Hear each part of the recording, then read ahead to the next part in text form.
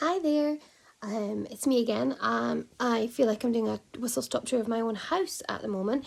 I have been banished to my bedroom. My husband's doing a seminar in our living room, and so it's set up like a studio, and I have various children in various rooms on various bits of technology. So I am in my bedroom. So just as well, it's really more of a chat today rather than showing you something.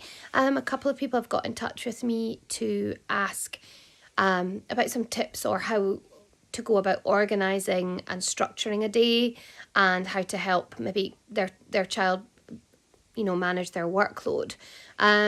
What I would say is this obviously is fairly generic advice, and you know your child best. And to be honest, I will be honest with you, even though I'm giving all of this advice, it's not necessarily always working for me with my own children. First thing I would like to point out, especially for primary age children, is there is no expectation that children would be able to manage this workload on their own. Really what we're giving them in this latest lockdown is a whole host of channels on Teams, if you're in Edinburgh City Council, where they're trying to flick from one to the other to find things. We are working the teachers with the tools we are given. I'm sure there are easier, more streamlined ways to work, but Teams is what we have been given. And so it is challenging. It is quite difficult for kids to find their way around. So I want to just talk you through maybe what I do, and as always, it's not to say you have to do it, but just some people are wondering, as another idea, what I'm doing isn't cutting it, so I need some other advice. Okay, so what I tend to do is I tend to print out, and I know that's not an option for everyone, so I'll come to an alternative in a minute, but I do tend to print out the things that will make life easier for my boys, particularly the P5 and P7. So say, for example, they have a piece of work that they have to do for numeracy. I will print it out for them rather than them have to keep various windows open and flick between the two, flick between the weekly plan, the daily plan, what's happening. So I print it out for them. I also print out every week the weekly plan for my primary 7, and he keeps it on his desk so he can keep a track of things. I have created a little workstation. Because I've been banished to my bedroom, I can't show you the workstation, but I've created a little workstation for my P5, which is just one of the side tables in our sitting room. I have on it a spinny thing that you tend to keep utensils in the kitchen, and it's full of pens and coloured pencils, coloured pens, normal pencils, rubbers, etc. All the things that he should need, so that we are not doing the daily thing of, we need a pencil, where's a pencil, can't find a piece of paper. Everything is there that he should need. I also find something that's really useful is just to have a plain folder that you can put their finished work in, because if you're anything like me, there are a lot of pieces of paper ×3 floating around in the house. Some of them you need to keep, some of them you don't, but what I'm doing is just keeping everything in a folder that they've done, and then we know that's finished, we don't need to look at it again. So that's one of the ways that I organise them. My P7 has a desk in his room, but I'm still helping him organise his day, and that is to be expected for primary school. There is not an expectation that they should be able to do that on their own. And it's a tough ask. It really is. Another thing that I like to do is the way I work at the moment is I am on a one-to-one Zoom supporting children at 10 o'clock, 11 o'clock, 12 o'clock and 2 o'clock for half an hour. So you may find that you have a similar day to that, or you have meetings that you have to fit in, or certain hours that you have to be logged onto the computer, whatever your situation is. I just wanted to share the way that I'm doing some things. It doesn't always work. It is not seamless, because we are all human, and no 2 days are the same. Much as we would like them to be.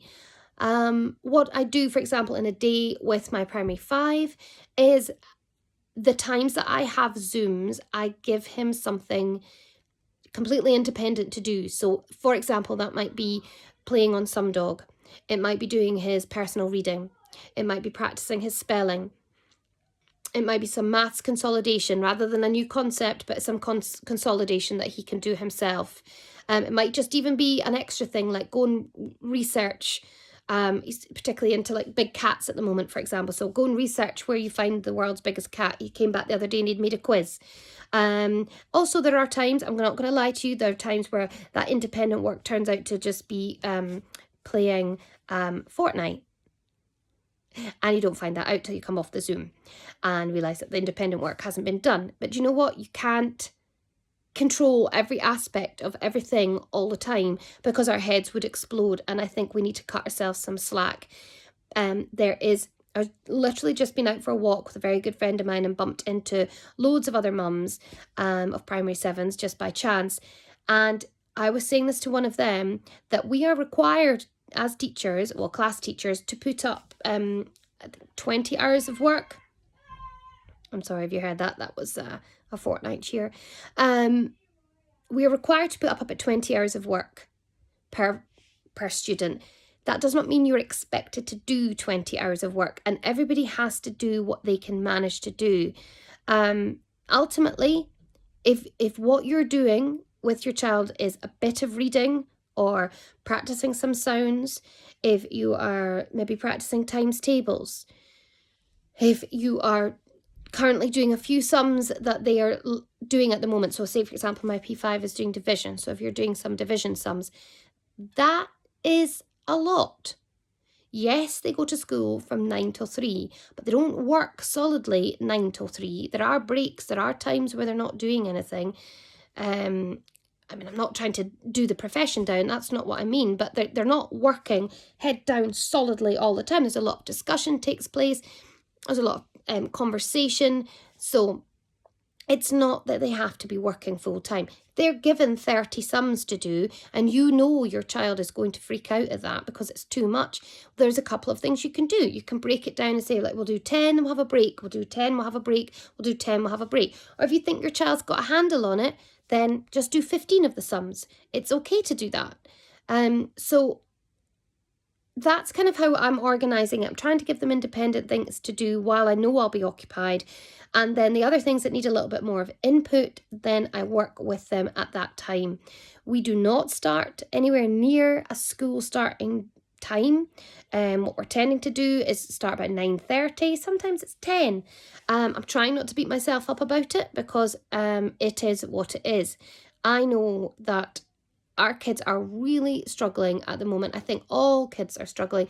And I think that the most recent announcement that primary 1, 2, 3 will go back has just really devastated a lot of kids. And it's going to tear a lot of families apart in a lot of ways because their little brothers and sisters get to go back to school and they don't. How can you explain that to a child? So I think the realisation that they are not going to get back for another few weeks, not see their friends properly, it's really dragging them down. And I totally get that. One thing I would say is, as well, the reason that there are holidays is because you now have children who are of school age. They are exhausted. So they've done 4 weeks of homeschooling, which has been a lot more full on than the last lot of homeschooling. It's been a lot more focused, which is great. That is a positive thing. But if they were 4 weeks into normal school, they would be shattered by now. And they would need their February break. So I guess what I'm saying is to cut them a little slack. And please take a holiday as much as you possibly can from it all next week, because they need time to just be kids.